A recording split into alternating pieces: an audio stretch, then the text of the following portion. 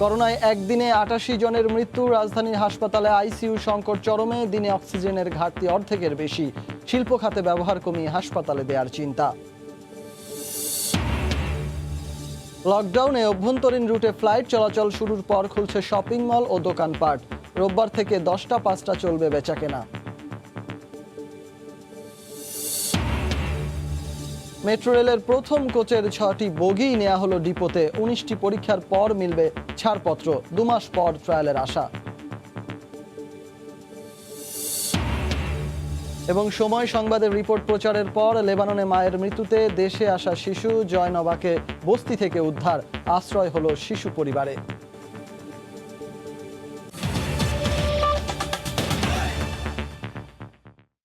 সময় সংবাদের সঙ্গে আছি আমি সজল মিত্র রিচার্ড। এই মুহূর্তে আরমানিটোলায় আছেন আমাদের সহকর্মী শাতিলা শারমিন। সরাসরি চলে যাব তার কাছে।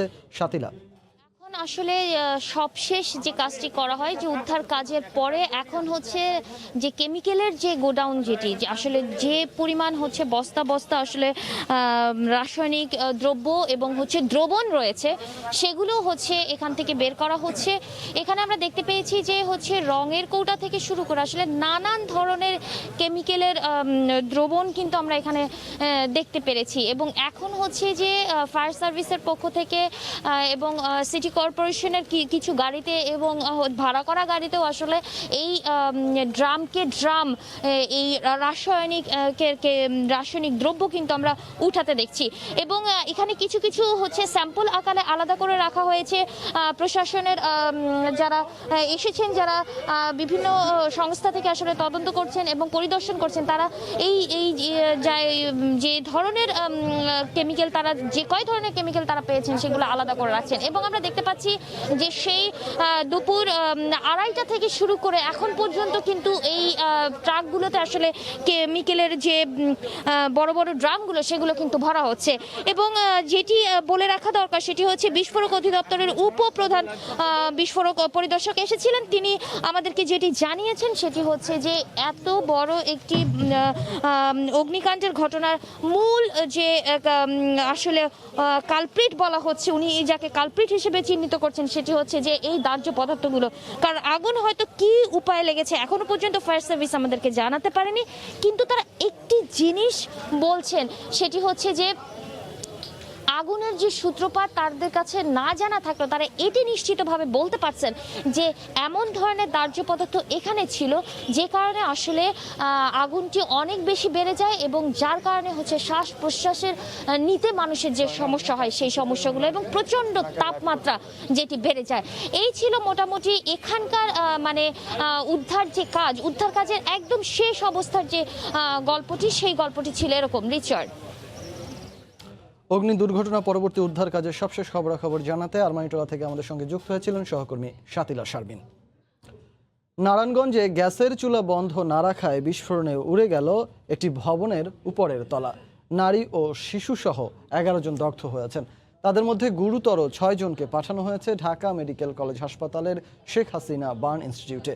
একজনকে আইসিইউতে নেয়ার কথা জানান চিকিৎসকরা। নারায়ণগঞ্জের তল্লা এলাকায় মফিজুল ইসলামের বাড়ির ৩য় তলায় ঘটে এই বিস্ফোরণ। প্রত্যক্ষদর্শী ও বাড়ির অন্য বাসিন্দারা জানান, শুক্রবার ভোরে রান্নার জন্য চুলায় আগুন জ্বালালে ঘটনাটি ঘটে। রাতে চুলার চাবি বন্ধ না করেই ঘুমিয়ে পড়ায় রান্নাঘরে রাতভর গ্যাস জমেছিল বলে তাদের ধারণা। নিচের গ্যাসের লাইনের পাইপ ছিল, সে একবার ব্লাস্ট হয়ে আগুন ধরা শুরু করলো। এমন বিকট আগুন যে মানুষ নিভাইতে পারতেছিল না। কোনো রকম হাক্কা দিয়ে বের করে এরা পরে হাসপাতালে পাঠিয়েছি আমরা। গ্যাস বন্ধ থাকার কারণে এই দ্রুত এই ভবনটি দোতলাটা বিস্ফোরিত হয়। দগ্ধদের ঢাকা ও নারায়ণগঞ্জের স্থানীয় হাসপাতালে চিকিৎসা দেওয়া হচ্ছে। আমার ভাবি, আমার মা, আমার ভাতিজা, ভাই, এরাও সবাই হাসপাতালে। একজনে বাঁচার কোনো অবস্থাই নাই। ওটা ছিল না, ওরা বারান্দাত ঘুমাইছিল। ৫ জন আছে ইমার্জেন্সিতে, একজন আইসিইউতে আছে ভর্তি। এটার মধ্যে একজন রোগী আমি দেখলাম যে 90%-এর মতো বার্ন। তাদের অবস্থা ভালো না, তারা সবাই মেজর বার্ন। ঘটনাস্থল পরিদর্শন করে তিতাস কর্তৃপক্ষ, জেলা প্রশাসন সহ সরকারি বিভিন্ন সংস্থার প্রতিনিধিরা। বাসিন্দাদের সরিয়ে ভবনটি সিলগালা করে দেন তারা। তদন্ত সাপেক্ষে বলা যাবে এটা এক্সপ্লোসিভ কিনা অথবা গ্যাস বিস্ফোরণ কিনা। বাড়িটিতে পোশাক কারখানার কর্মীদের কয়েকটি পরিবার বসবাস করত। ফায়ার সার্ভিসের 3টি ইউনিট ঘটনাস্থলে গিয়ে আগুন নেভানোর আগেই বেশ ক্ষয়ক্ষতি হয়। সময় সংবাদ, নারায়ণগঞ্জ। করোনায় দেশে একদিনে আজ মারা গেছেন ৮৮ জন। শনাক্তের সংখ্যা কিছুটা কমলেও আইসিইউ নিয়ে হাহাকার যেন থামছেই না। আইসিইউর সন্ধান করতে না পেয়ে অনেক রোগীকে প্রাণ হারাতে হচ্ছে রাস্তাতেই। দেশের সবচেয়ে বড় ডিএনসিসি কোভিড হাসপাতাল চালুর ৫ দিনের মাথায় রোগীতে ঠাসা শখানেক আইসিইউর সবকটি। ফারুক ভূঁইয়া রবিনের রিপোর্ট। কোভিডের নানা উপসর্গ নিয়ে চাঁদপুর থেকে রাজধানীতে নিয়ে আসা হয় ষাটোর্ধ্ব মমিনুল ইসলামকে। একটি বেসরকারি হাসপাতালে নেওয়া হলে মেলেনি আইসিইউ, পাঠানো হয় মহাখালী ডিএনসিসি কোভিড হাসপাতালে। ততক্ষণে না ফেরার দেশে মমিনুল। ইবনে সিনাতে ওনারা বলছে আমাদের আইসিইউ নাই, ডিএনসিসিতে নিয়ে আসার পরে ওনারা বলছে পথে মারা গেছে। কিন্তু যে হাসপাতালে পাঠানো হলো মমিনুলকে, সেখানে ২০০ আইসিইউ শয্যা প্রস্তুত থাকলেও জনবল সংকটের কারণে এর অর্ধেক চালাতেই হিমশিম খাচ্ছে কর্তৃপক্ষ। চালুর মাত্র ৫ দিনের মাথায় ৯৬টি আইসিইউ রোগীতে পূর্ণ হওয়ায় অনেককেই ফিরতে হচ্ছে অন্য হাসপাতালে।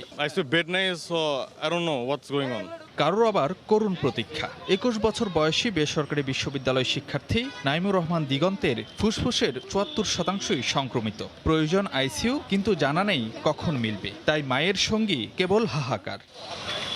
সব ধরনের পরীক্ষার সুযোগ না থাকায় সংকটাপন্ন রোগীকে নিয়েও ছুটতে হচ্ছে অন্য হাসপাতালে। টেস্টের যদি এখানে পর্যাপ্ত ব্যবস্থা থাকতো তাহলে আমার এই আক্রান্ত রোগীটা অন্য জায়গায় টেস্টের জন্য নেওয়া লাগতো না। যারা ডিউটি করে এরা অবহেলা করে, কোনো একটা রোগীর প্রতি গুরুত্ব দেয় না। আমার কষ্ট, আমার মেয়ে চলে গেছে। হাসপাতাল সংশ্লিষ্টরা বলছেন ১০০০ শয্যা বিশিষ্ট এই হাসপাতালে ভর্তি থাকা ২৫০ রোগীর বেশিরভাগই সংকটাপন্ন। আমার এখানে যে ১৭৪ জন পেশেন্ট এই মুহূর্তে ভর্তি আছে, তারা কিন্তু সবাই হাই ফ্লো অথবা হাই কনসেন্ট্রেশনের অক্সিজেনে কিন্তু তারা আছে, তারা কেউই কিন্তু সিলিন্ডার বেসড অক্সিজেনে নাই। এদিকে শুক্রবার স্বাস্থ্য অধিদপ্তর জানায় সবশেষ ২৪ ঘন্টায় কোভিডে প্রাণ হারান ৮৮ জন, আর আক্রান্ত শনাক্ত হন ৩৬২৯ জন। ফারুক ভূঁইয়া রবিন, সময় সংবাদ, ঢাকা। লকডাউনে অভ্যন্তরীণ রুটে ফ্লাইট চলাচল শুরুর ২ দিন পর ঘোষণা এলো রোববার থেকে খুলে যাচ্ছে দোকানপাট ও শপিং মল। সকাল ১০টা থেকে বিকেল ৫টা পর্যন্ত স্বাস্থ্যবিধি মেনে খোলা রাখা যাবে, এমন সিদ্ধান্ত জানিয়ে প্রজ্ঞাপন জারি করেছে মন্ত্রিপরিষদ বিভাগ। আতিকুর রহমান তমালের প্রতিবেদন।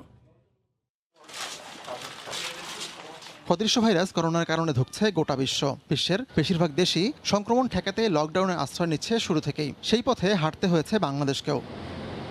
গত বছরের ধাক্কা সামলাতে না সামলাতে আবারও সর্বাত্মক লকডাউন নেমে আসে পহেলা বৈশাখে। কেকে তো বৈশাখ, তার উপর ঈদের আগের এই লকডাউনে দিশেহারা ব্যবসায়ীরা গত রোববারই দোকানপাট খুলে দেওয়ার দাবি করেন। কিন্তু সেই দাবির একদিন পরে আবারও আসে দ্বিতীয় দফার সর্বাত্মক লকডাউন। লকডাউনের আগে চলতি মাসের শুরুতেও কঠোর বিধিনিষেধের ১৮ দফায় দোকানপাট বন্ধ রাখতে বাধ্য হয় ব্যবসায়ীরা। সে সময় রাস্তায় নেমে বিক্ষোভ করেন তারা। শুক্রবার খবর হলো শপিং মলের দোকানপাট খুলছে রোববার থেকে। এ সংক্রান্ত প্রজ্ঞাপন জারি করে সরকার। জনপ্রশাসন প্রতিমন্ত্রী বলছেন মানবিক দৃষ্টিকোণ থেকে এই সিদ্ধান্ত নেওয়া হয়েছে। তবে ক্রেতা বিক্রেতা সবাইকেই মাস্ক পরতে হবে।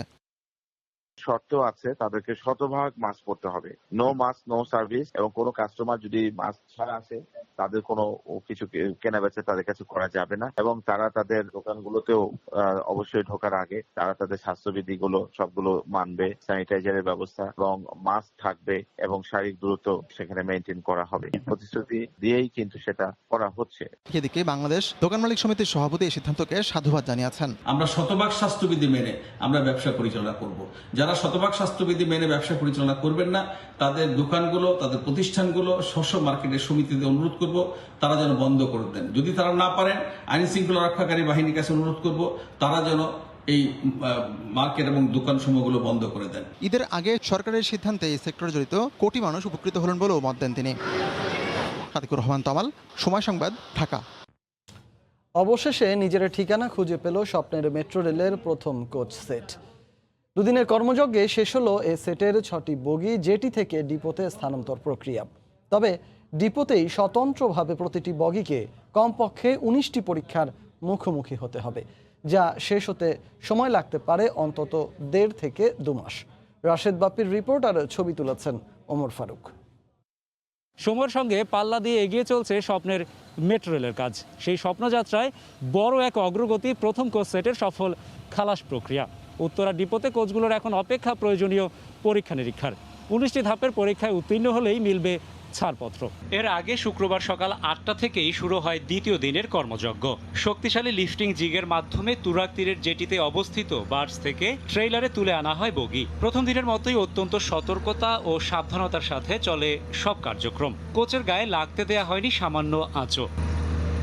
কোচটি শক্ত করে বেঁধে নিয়ে ট্রেইলার যাত্রা করে কাঙ্ক্ষিত ঠিকানা উত্তরার দিয়াবাড়ির ডিপোতে। এরপর একে একে বার্জ থেকে তুলে আনা হয় বাকি দুটি কোচও। তবে প্রথম দিনের তুলনায় দ্বিতীয় দিনের কার্যক্রম শেষ করতে সময় লাগে অনেক কম। পুরো কর্মযজ্ঞ শেষ হয় বেলা 12টা নাগাদ। ডিপোতে নেওয়ার পরে আনলোডিং এরিয়াতে কোচগুলো থাকবে। আনলোডিং এরিয়া থেকে আমরা শান্টিং করে আমাদের যে ইন্সপেকশন বে আছে সেই ইন্সপেকশন বেতে আমরা স্থাপন করব। ইন্সপেকশন বেতে প্রত্যেকটা কোচের ইন্ডিভিজুয়াল ইন্সপেকশন হবে। এদিকে মেট্রো রেলের কোচ তার ঠিকানা খুঁজে পাওয়ায় খুশি সংশ্লিষ্ট সবাই। আমাদের ড্রিম বাস্তবায়ন হতে যাচ্ছে সকলের প্রচেষ্টায়, সরকারের উদ্যোগে। যারা আমরা এই মেট্রো রেল ব্যবহার করবো আমাদেরও ওই ধরনের বিহেভিয়ার থাকতে হবে যেন আমরা এটা আমাদের নিজের সম্পদ মনে করে আমরা যেন ওইভাবে ব্যবহার করি এবং টেক কেয়ার করি। সব কিছু চলে আসছে, সব কিছু রেডি হয়েছে, এখন যত দ্রুত সম্ভব এটা চালু হয়ে যায় এটাই আমরা চাই। মেট্রো রেল প্রকল্পের মেয়াদ 2024 সাল পর্যন্ত থাকলেও তার আগেই আগামী বছরের মাঝামাঝিতেই উদ্বোধন হতে পারে দেশের প্রথম মেট্রো রেল। রাশেদ বাপ্পি, সময় সংবাদ, ঢাকা। অবশেষে আশ্রয় পেল লেবাননে মৃত প্রবাসী শ্রমিকের 7 বছরের শিশু জয়নবা। সময় সংবাদে প্রতিবেদন প্রকাশের পর শিশুটিকে খিলগাঁওয়ের বস্তি থেকে উদ্ধার করেছে পুলিশ। রাখা হয়েছে তেজগাঁওয়ে সমাজসেবা অধিদপ্তরের শিশু পরিবারে। আশরাফুল ইসলামের ক্যামেরায় মার্জিয়া মোমুর রিপোর্ট। লেবানন থেকে বাংলাদেশ 5365 কিলোমিটার পথ পাড়ি দেয়া 7 বছরের শিশু জয়নবার ঠাঁই এখন খিলগাঁও পুলিশ স্টেশনে। করোনা আক্রান্ত হয়ে লেবাননে প্রাণ হারানো রেমিটেন্স যোদ্ধা প্রবাসী শ্রমিক ডলি বেগমের শিশু কন্যাটি দূতাবাসের সহায়তায় গত 19 মার্চ বাংলাদেশে পৌঁছালেও মেলেনি নিরাপদ আশ্রয়।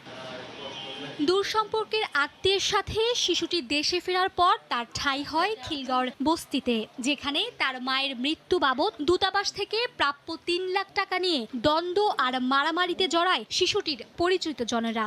লোভ আর সংঘর্ষের মাঝে অসহায় শিশুটিকে নিয়ে সংবাদ প্রকাশ করে সময় সংবাদ। এর পরপরই আইন শৃঙ্খলা রক্ষাকারী বাহিনীর সদস্যরা বস্তি থেকে শিশুটিকে উদ্ধার করে। আমরা যেটা জানতে পারলাম, যারা চাইতেছে এই মেয়েটাকে, এই আসলে মূলত টাকার উদ্দেশ্যেই চাইতেছে। আর সার্বিক চিন্তা ভাবনা করে মেয়েটাকে নিয়ে আসিয়ে আসলে আসার পর সঙ্গে সঙ্গে সমাজসেবা অফিসারকে জানাই। উদ্ধারের 24 ঘন্টা পর শিশুটিকে নিরাপদে রাখার উদ্যোগ নিয়েছে সমাজসেবা অধিদপ্তর। তার নিরাপত্তা নিশ্চিত করাটাই এখন সবচেয়ে বেশি জরুরি। সেই বিবেচনা থেকে আমরা সরকারি শিশু পরিবার তেজগাঁয় তাকে রাখার জন্য সিদ্ধান্ত নিয়েছি। করোনা আক্রান্ত হয়ে গত 29 সেপ্টেম্বর লেবাননে মারা যান বাংলাদেশি প্রবাসী শ্রমিক ডলি বেগম। ট্রাভেল পাসের মাধ্যমে শিশুটিকে বাংলাদেশে ফেরত পাঠায় দূতাবাস। সেই থেকে খিলগাঁওয়ের একটি বস্তিতে ঝুঁকিপূর্ণ পরিবেশে রাখা হয়েছিল শিশু জয়নবাকে। মার্জিয়া মুমু, সময় সংবাদ, ঢাকা। এ পর্যায়ে শীর্ষ সংবাদ জানিয়ে দিচ্ছি আরেকবার। করোনায় একদিনে 88 জনের মৃত্যু। রাজধানীর হাসপাতালে আইসিইউ সংকট চরমে। দিনে অক্সিজেনের ঘাটতি অর্ধেকের বেশি। শিল্প খাতে ব্যবহার কমিয়ে হাসপাতালে দেওয়ার চিন্তা। এবং লকডাউনে অভ্যন্তরীণ রুটে ফ্লাইট চলাচল শুরুর পর খুলেছে শপিং মল ও দোকানপাট। রোববার থেকে 10টা 5টা বেচাকেনা।